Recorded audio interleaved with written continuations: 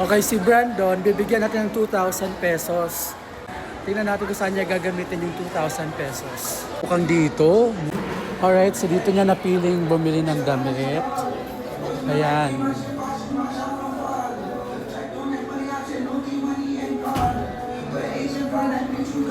Ito siya pupunta, bibili ng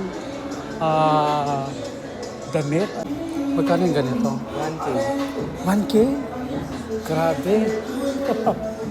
Let's see. Ayun na nga. Oh. Oh. Yan na yun? Susukat mo pa? Oh, isa pa. Isa pa? Wow!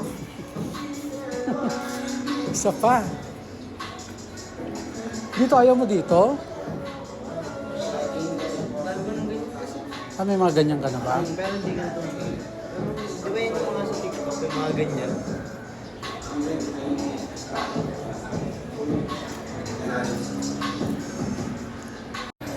Oh, isa pa. Here. Ang cute.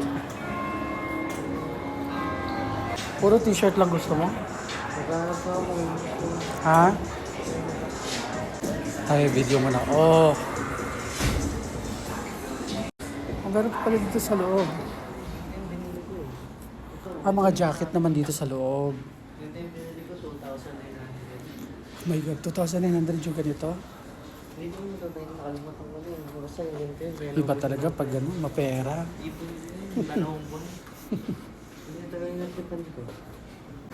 Astig nito. Yung mga maganda. Ano yung mga ba? Kasi mahal yung mga ganyan.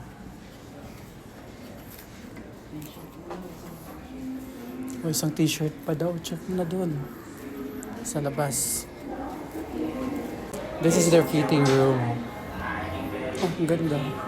Astig dito sa store na to. Oh, you got all the mirrors. May 1K ka pa. Sa iba naman. Let's go. One down. One more to go. Saan? Bilis na magsasara na yung mall. Ikot pa tayo. Saan pa mga ano dito? Sarado na yung mall. Wala nang mabili. Cash na lang. Yes. Dito tayo.